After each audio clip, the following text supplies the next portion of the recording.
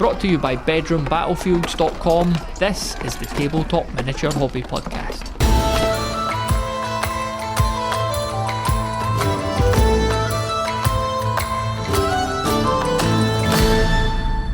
Okay, welcome to the podcast, Richard. It's good to have you here. Well, thanks very much for having me. Yeah, I appreciate you taking the time. I think I said to you in our correspondence that how I came across your blog was I took a notion for getting a copy of Rogue Trader, and I was kind of doing a bit of Googling, and I landed on your blog, and you were talking about the fact that they'd made it available down at Warhammer World.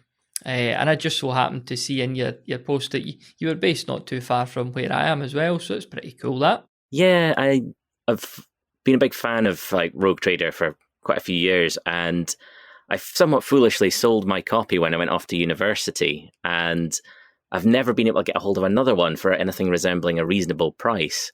And I saw that it was available through Warhammer World, and I even got in touch with them and said, "Oh, is there any chance you could ship it up?" And they're like, "No, you've got to get it in store." And I was like, "Oh, wee bit of a shame there."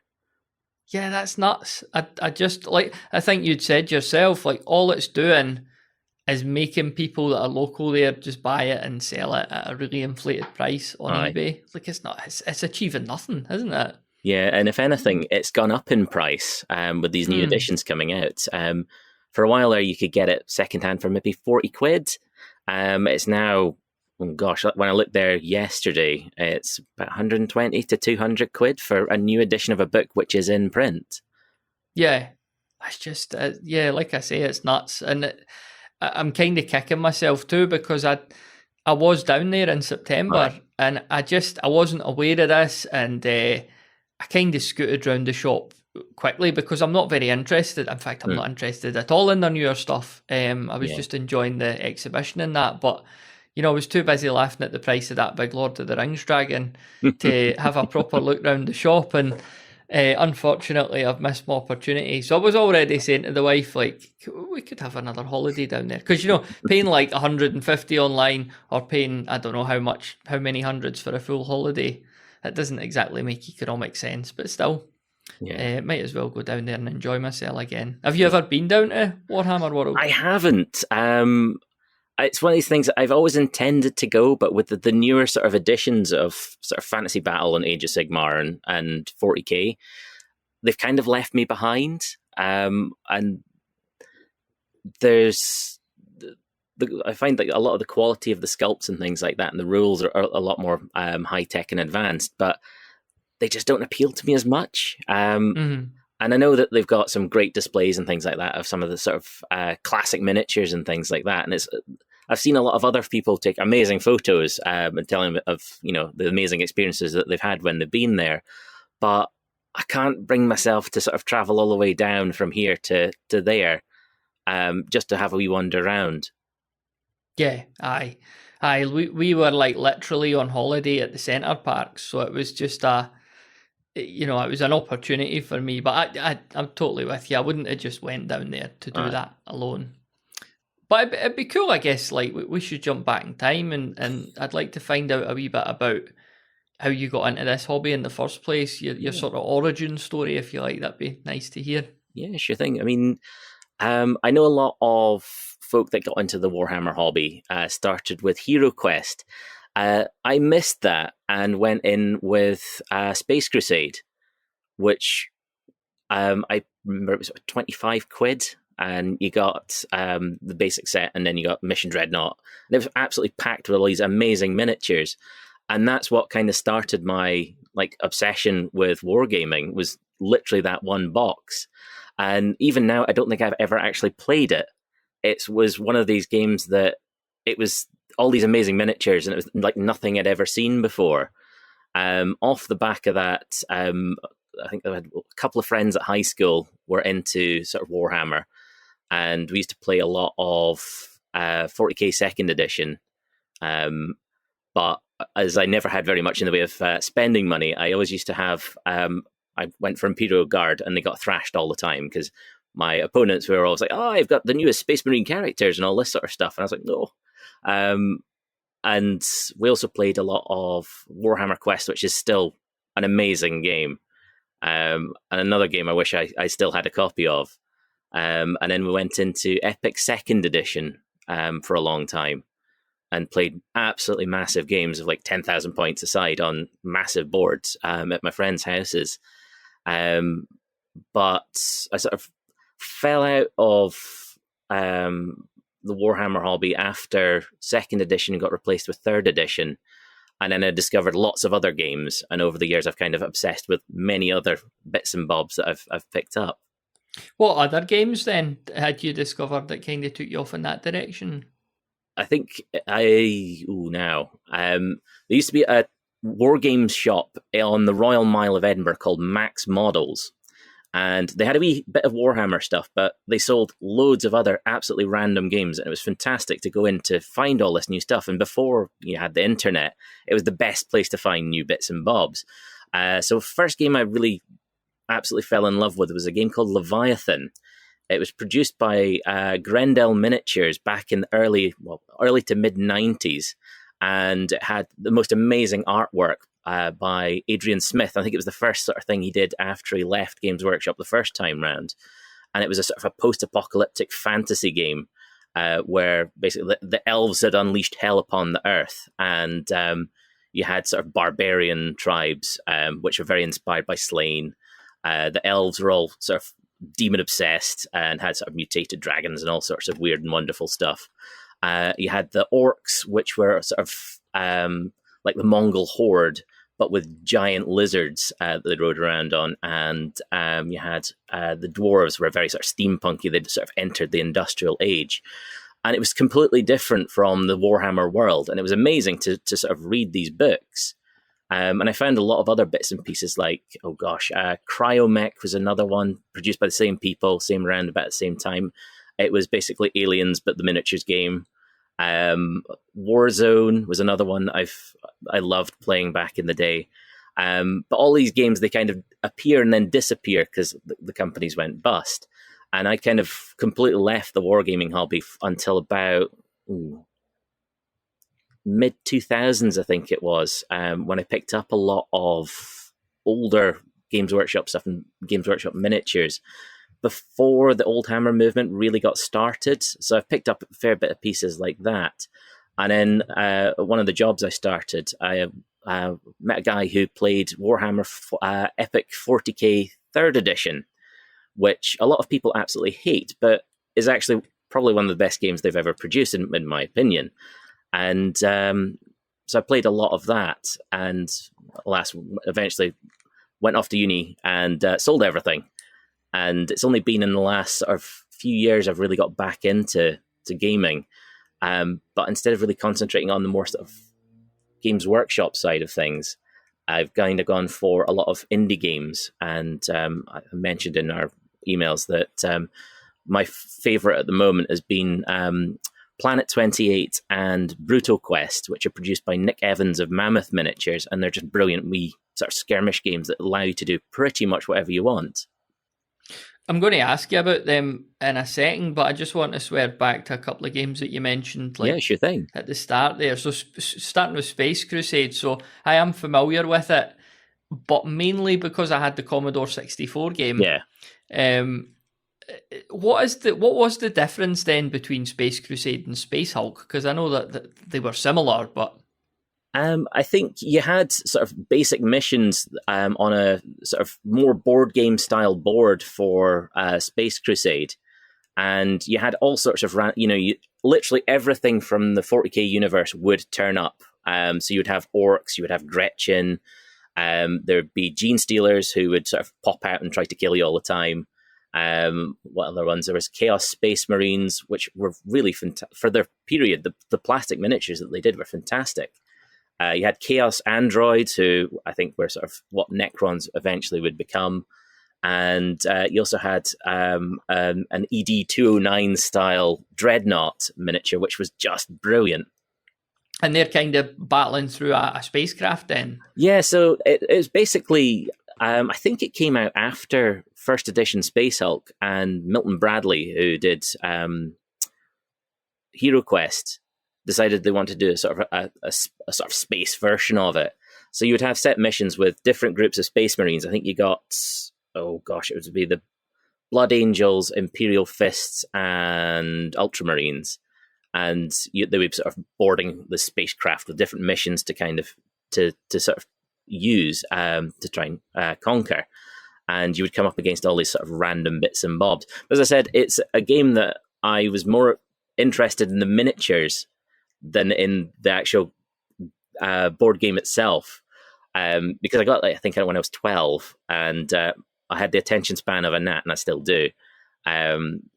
So it was very much a case of those miniatures then got used for a lot of 40k stuff as well, because they were cheap, and at a time where there wasn't that many plastic miniatures available. They were just a really great place to start collecting, start a hobby with almost.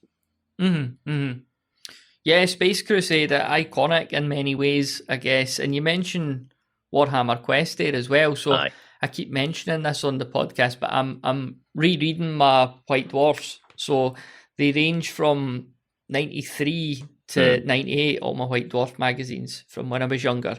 Aye. So in my mind, I was thinking, I thought of it as they were pushing games like Man of War and stuff quite a lot, but that's the early 90s ones, and they really got into the editions I'm reading now. They're really hammering Warhammer Quest, Gorka Morka, Necromunda. So Warhammer Quest, out of the three of them, looks the most appealing to me. It's definitely a game I feel I missed out on. Aye. It looks like it ticks every box. So is that, you're saying you don't have that anymore then? It was another one that my friend who had a lot more pocket money than I did, he got the basic game, and then every single supplement, every single sort of character that you can imagine, all the extra stuff. And we would play it religiously every week. And it's just, I just such fun memories of it, because it was as close, it was basically as a dungeon crawl where your adventures are basically going in to kill monsters and get loot, and then trek back through the Warhammer world to, a village or a settlement to sort of recuperate from it, which was almost like a mini game within the game. And it's great fun. It's well worth watching. What's his name? It's Ash Barker, the chap that does Guerrilla Miniature Games. He's been he did a while ago, a series of games of the classic Warhammer Quest, and it's just great fun to sit and watch it being played. It's almost as fun to watch being played as it is to play itself. I like the fact in the White Dwarf magazines, I was looking at, they're selling all the characters and that, and you could just get a Chaos Warrior in your team, and it seems a bit weird. You've got the Imperial Noble in that, and we've got Fred the Chaos Warrior. He's along for the ride, and it's what's his story? Why is he why is he getting involved? I don't think it ever really explained particularly why you could get a witch hunter on one hand, and then his chum's the Chaos Warrior. It's his best man, and it was sort of the joys of sort of the randomness of Games Workshop at that sort of period of time, that you would just get sort of. And a lot of the characters were very different. Some of them are really, really good that you would want to be using. I think there's what's his name? I think it's the Elf Ranger is still kind of the best because he could use magic, but he could also fight really well. And then you'd have the Warrior Priest, who was just pretty much useless at doing anything but healing your guys. But it created an amazing narrative as you're playing these sort of random wee games, and it was great fun. And the amount of times that our characters got absolutely blutered by the baddies was part of the fun of it. There's reading through the magazines, there's some really interesting historical things I'm seeing happening as I go through them. So one of them on the back of Warhammer Quest is Gav Thorpe. I was just reading an article last night where he's you could design your own dungeon, you could have random monster cards, you could use your collection, and it's what you see now with miniature agnostic games and everything, you saw the early seeds of that even within Games Workshop. And then you've got Thomas Pirinins just sort of came on board, and you could see the seeds of more time being laid. And then Nigel Stillman's series articles where he's literally saying in White Dwarf, buy less models, spend less. And it's mental to think that he was officially on record for Games Workshop saying spend less money, which would just never ever happen now. So, but Warhammer Quest, it looks brilliant. And I think the most appealing out of the sort of games that they're Mm. pushing in the magazines now that I'm kind of reading Yeah. through. So I mean, it's the sort of thing. I was really excited when they announced they were bringing back Warhammer Quest when they did the Age of Sigmar ones, and then when I saw them released, I was like, "Oh, it doesn't look as much fun." And then they did, it was at the Cursed City, which is the sort of the one with all of the vampires, which I think is their newest version. And I've seen a few. I almost picked up a copy of it, but I saw a few games played of it, and it doesn't look as much fun as the classic game, where you're literally creating this random little dungeon, seeing what you could fight and kill, and grab all the treasure. Whereas now you've kind of got very sort of set tasks that you're doing, and it was a bit more like a linear sort of process rather than just being a good fun game.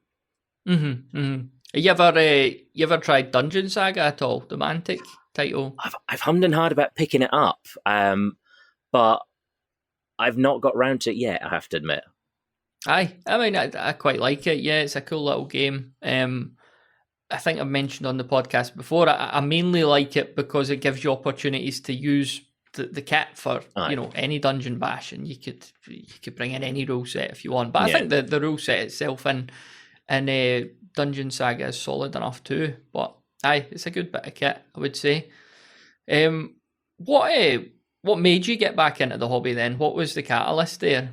It never entirely got out of it. I mean, I had a few bits and pieces of miniatures kicking around for pretty much forever now. And when I went off to university in 2007, I think it was, I arrived in a city that I didn't know anybody, and I'd brought a couple of rule books with me because they were literally stuff that when I'd done the big eBay clear out that nobody wanted to buy. So I thought, let's take them with me and give me something to read between classes. And off the back of that, it got me sort of inspired to try sort of re-exploring my hobby that I'd had, because I find sitting painting miniatures and playing sort of games really relaxing. It's just, it was something that I just felt like I kind of wanted to have another bash at, and it's been great fun over the years since then. I mean, a lot of the answers are obvious to this, I suppose, but what do you think is it about the painting and the gaming that gives us that sort of relaxing escapism? I don't know. I mean, on the one hand, when you're sitting painting a miniature, you're kind of concentrating on that miniature, so you're not thinking about anything else. So it generally is quite relaxing. Especially I find when you're painting older style miniatures, the sort of the classic up to fourth or fifth edition fantasy, or sort of second, third edition 40k, because I find that, and the same with a lot of the sort of the indie manufacturers that are coming along now, that the hand sculpted figures, which might not be as sort of technically advanced as some of the newer stuff, I've got tons of character and are just a sort of pleasure to paint. Whereas I find that if I'm trying to paint some of the more modern stuff, which has been computer designed, I get myself stressed with it because there's so much detail on a lot of them. Mm-hmm. If that makes sense. Yeah, definitely. No, I really prefer like my miniatures to come in one piece or two pieces and be hand sculpted. And the thought of opening one of these modern GW kits with like, here's a finger, and you could put that finger there, and you like build the whole thing. I don't want anything to do with it. I admire folk that do, but do you have a painting aesthetic, if you like, or do you just try and mix it up depending on the miniature?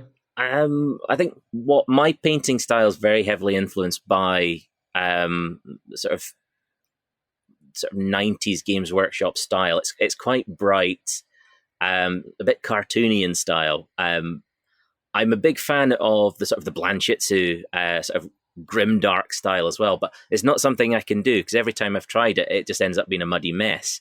But I'm absolutely blown away by seeing some of the people out there who can produce these amazing looking grim and dark figures. On the gaming front, you've mentioned a couple of games that you're into these days, so Planet 28 and Brutal Quest. Like, how do you how do you find out about these games? Like, what channels do you kind of keep up with to make yourself aware of these titles? I can't actually remember where I found out about Planet 20. I think it was during the first lockdown, and I happened across it because they did a Kickstarter, I think, for the first edition of it, and I missed the first edition Kickstarter, but it was a sort of pay what you want on Drive Through RPG, I think it was, and I thought, oh, that looks quite interesting. You only need a couple of figures and a sort of a 2-foot square board or thereabouts, and on you go essentially. I think I might have seen Nick posting something on the Lead Adventure forum of him playing a game with, I think, one Space Marine, one sort of side character, and a bunch of muties on an old pin board that he got. And I thought, that looks like a really good, fun wee game that I'd be able to put together a game and play without having much time or space or energy with it. And I downloaded it and played a few sort of try-throughs to see how it went. And I found it just to be a really simple and bodgeable system that it's like Rogue Trader was back in the day. It's almost like a toolkit that you can create literally anything you want. I've played it from everything from fantasy through to sort of black powder skirmish up to sort of far future sci-fi stuff as well. And I just think they're really great little games, and they don't seem to get as much notice as some of the other ones, the other indie games that have been coming out, like Morkbork and stuff like that. But it's a shame because it's a great game. Is that one you're talking about there? Is it solo co-op or versus, or is it a mixture? You can do any of the above, essentially. Nick's brought out a second edition now of Planet 28, which gives you all rules from all those little supplements that he's brought out over the years.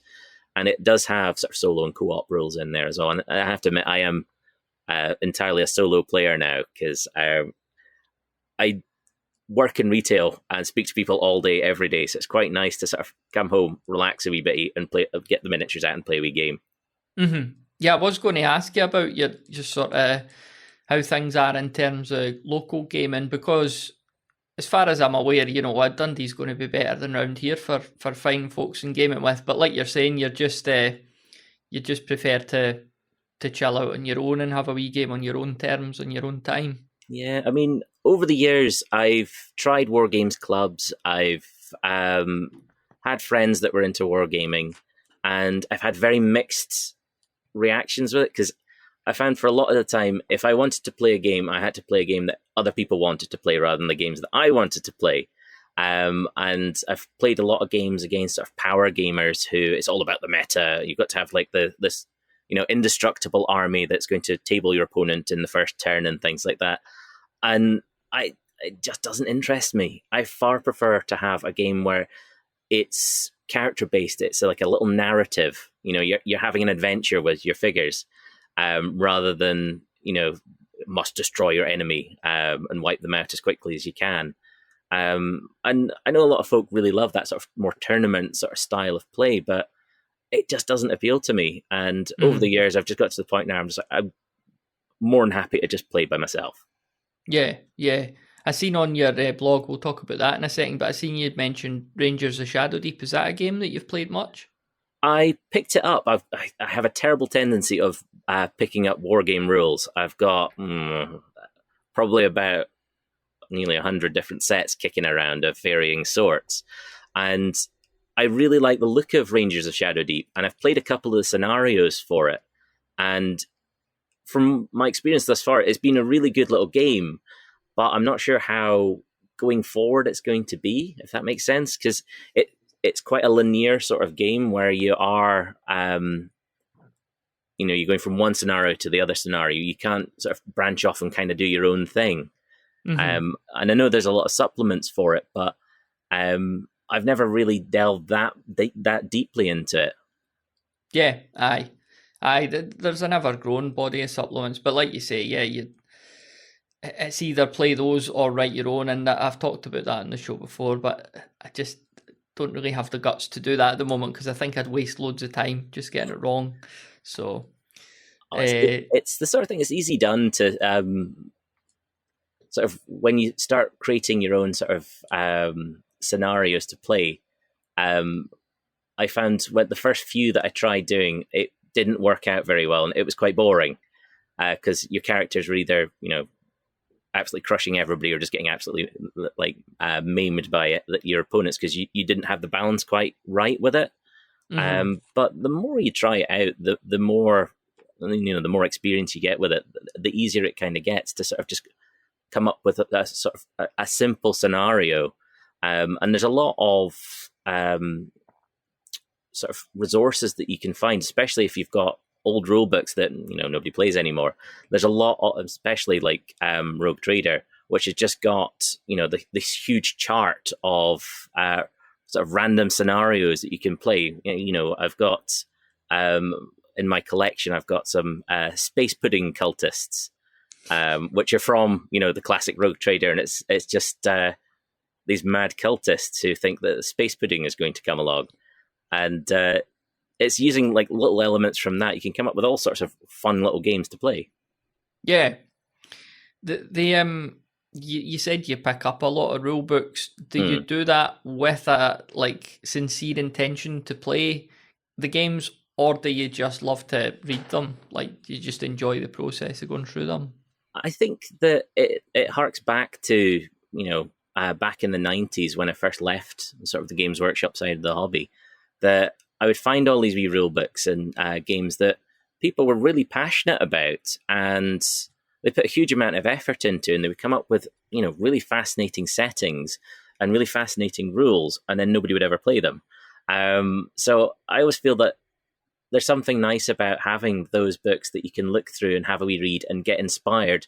I mean, you might not use the actual rule set itself, but there's elements from the setting, or like you might see a little rule that you like that you can go, I can incorporate that into something I'm playing, or you could have characters and factions and stuff that really lend themselves to this kind of the games that you want to, that you can actually incorporate them into. Yeah, I like that. It's almost like a big soup, and you're always just adding wee bits and pieces. Yeah. These miniatures, these rules, that rule, and it's just a melting pot of what you want to do in the hobby, and the alternative to that. And again, if people want to go down this route, that's fine, but you'll find somebody that maybe, I play 40k, it's the latest edition of 40k, that's it, I don't want anything else. And if you want to do that, fair enough, but it's a narrow field of vision then, isn't it? Aye. Whereas if you just open up to a bit of everything, I think it's a really good diverse experience. Yeah, I mean, I do see there's a lot of amazing communities are forming out there from like-minded gamers. I've listened to some of the other podcasts where you've kind of talked to folk who are into sort of old Hammer, middle Hammer, new Hammer, mini Hammer, all sorts of stuff.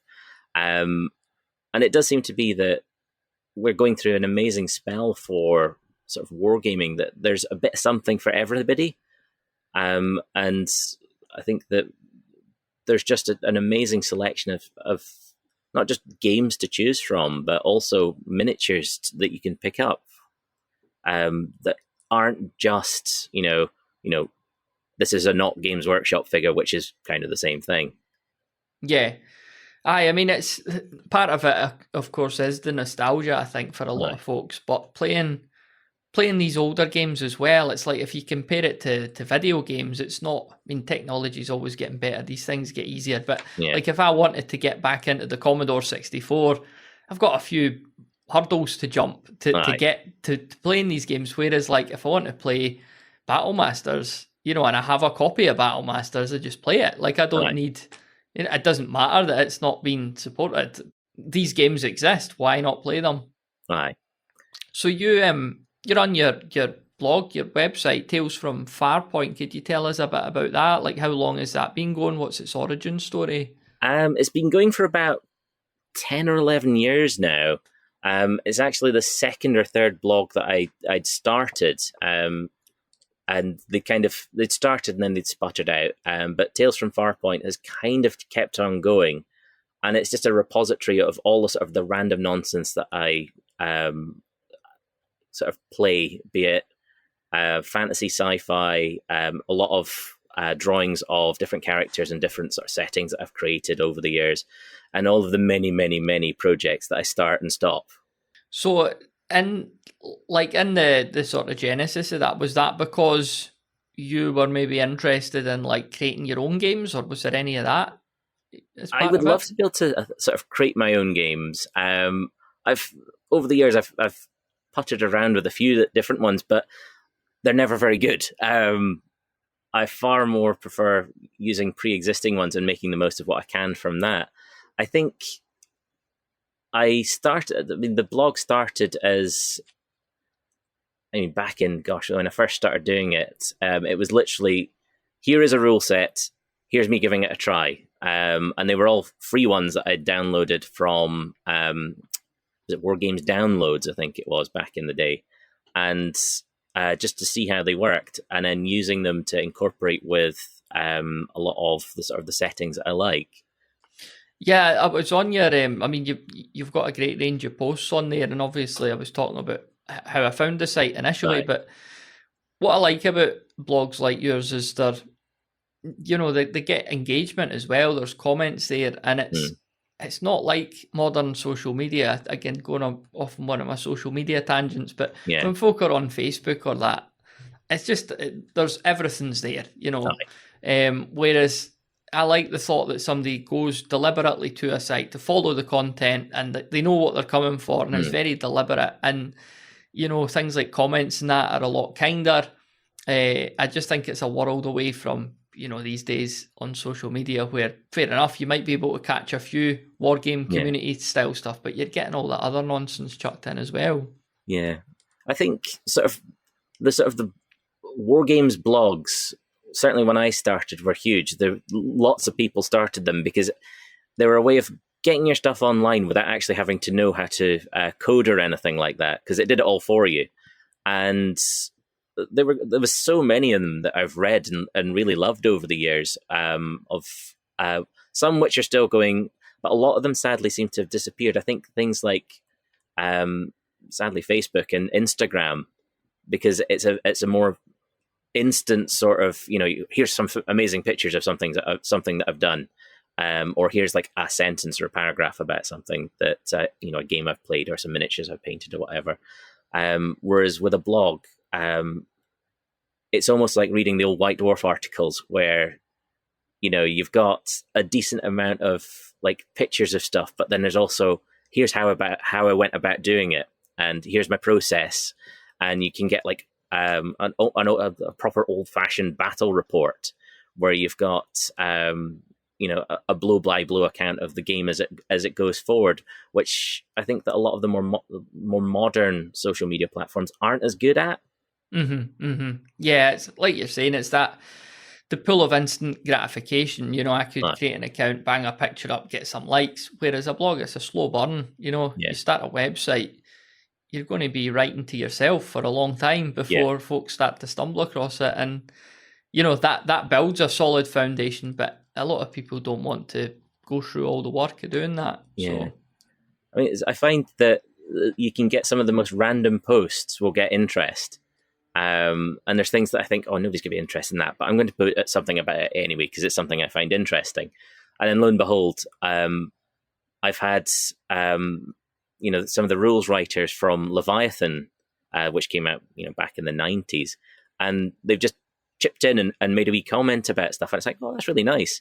Whereas I think if I'd put it as like a social media post, which should be gone and there and gone, you wouldn't have had that. And I think as well, with the way that a blog works, is that you've got a record of posts going back, in my case, over a decade now. And it's quite nice to, even for myself, to look back at a lot of the projects that I've started. And if I do have a sort of a bit of a hobby slump, which I think we all do from time to time, it's quite nice to look back at what I did before to get myself over it, or a project which, in all the other stuff that I've started and stopped over the years, that I think to myself, that might get me back into the groove, so to speak.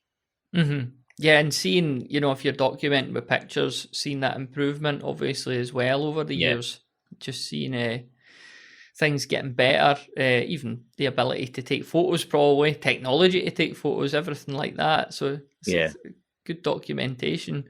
I was laughing just talking about this, like, and I was reading one of my magazines last night, and I think it was from 1995, and at the first few pages in the intro, they're talking about we got a shot of the internet. We got on the internet and we found people were talking about like Warhammer and Games Workshop, and we found this community. So it was like, we're going to like give this guy who's running this website, we're going to answer rules questions, and it gave you the URL, and it was like, you know, a URL that like just looks completely alien to one now, because this is 95 obviously. And then it seemed like Thomas Pirinen, who did Mordheim and a whole host of other stuff, they had an article from him later on in the White Dwarf, and it said, this is a guy in Finland, we found this article he wrote online, and like, it was really good. And so that's obviously, I'd like to find out more about that. I know he's done a few podcasts, so it must have been him doing articles on the internet, like literally in 1995, that kind of got him on the radar. So historical internet. Yeah, it's amazing how things, like, certainly for sort of the wargaming community, how far things have moved forward now. I mean, you can even play, you know, Warhammer and stuff like that digitally, using sort of using various apps and websites and things like that, which it just blows my mind how, you know, we've kind of gone from pushing around little lead figures on a piece of felt back in the early 90s to, you know, this just explosion of just amazing stuff that's come out over the last sort of decades. Yeah. During the pandemic and stuff, there was a lot of, you know, your tabletop simulators and that, and there are guys doing what's called remote gaming as well, where one person's got the table set up and the other person can kind of, so it's great that technology gives people the opportunity to, you know, that they might not had the chance to play a certain game, and now that they can. So do you keep a table set up? Do you keep terrain set up, or when you're playing, do you put it all up and take it down again? I'd love to be able to have a table set up all the time. For a long time, I did have a board set up in our spare room, which we don't have a very big flat, and it's full of books because I work in a bookshop.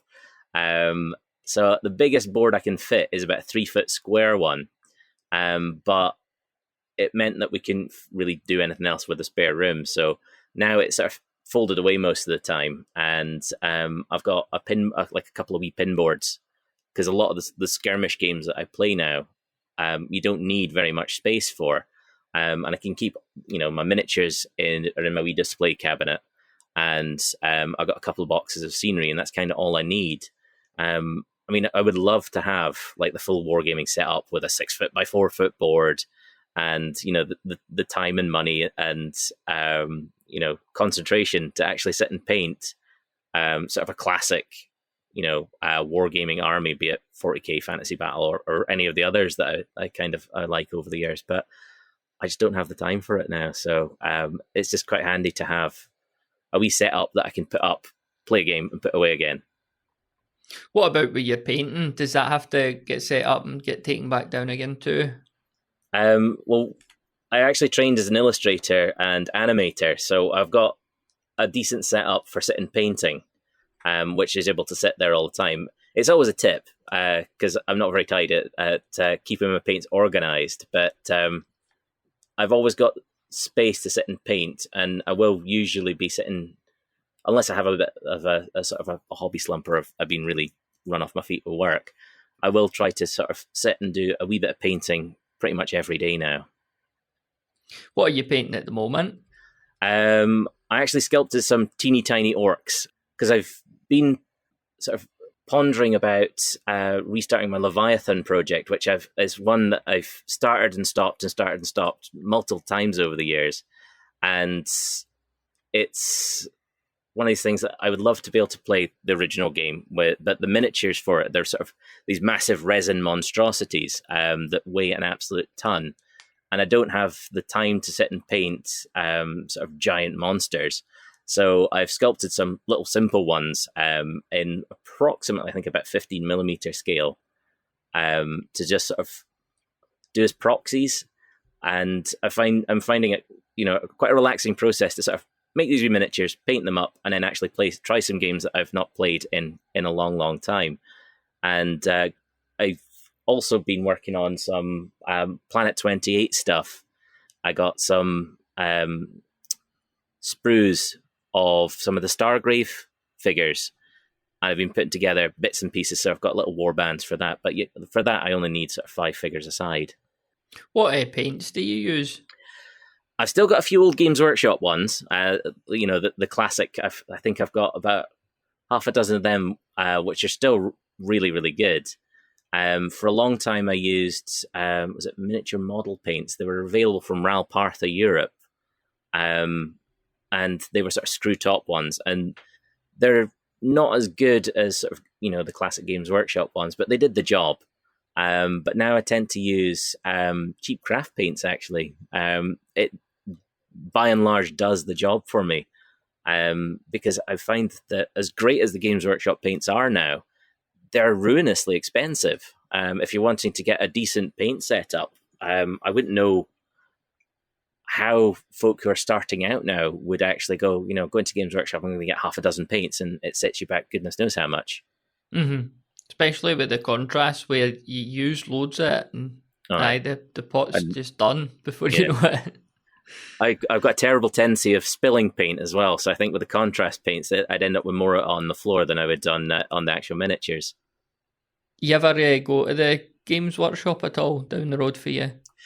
I've been in a few times, but it doesn't really have anything that I'm interested in anymore. And I think the last time I went in was when they brought out Shadow War Armageddon, which was their sort of the classic classic Necromunda rules, but redone as sort of almost a second edition 40k skirmish type game. And I picked that up, and I've played it a few times now, actually, and it's quite good, but it seems to lack a wee bit of the randomness and the detail that some of the older versions have got. But I don't think I've picked up any miniatures out of Games Workshop for since before the first lockdown now, so it's a good few years. It's been a really good conversation, Richard. I really appreciate your time. Anything we've not covered that you wanted to talk about or that? No, it's been a really good bit of blether, thanks. If folks fancy having a look at my blog, more than welcome to. It's got a bit of everything, so feel free to have a wee peek and read some of my jibber-jabbers on it. Yeah, what's the URL? Where could we find it? It'll be a better URL than that one in 1995 Games Workshop. Oh gosh, let's see if I can find it just now. It will be... so it's talesfromfarpoint.blogspot.com. What's the origin story of that name, Tales from Farpoint? I think it was back in the when I played 40k second edition. My Imperial Guard were from I think I came up with a background that they were from a frontier world on the sort of the back end of the Imperium where nobody really bothered going anymore, and it was called Farpoint because it was right at the outside of Imperial space. And it's kind of developed over the years, so there is kind of a setting to it, which is sort of slowly morphed, and it's sort of loosely based on 40k's setting, but it's kind of developing off in its own way, and I think that's always kind of stuck. Thanks very much for listening to this episode of the Tabletop Miniature Hobby Podcast. If you enjoy the show, then please do share it with someone else you think might enjoy it too. And be sure to check out our Discord community of like-minded hobbyists, which you could find at bedroombattlefields.com/Discord. It'd be great to see you in there.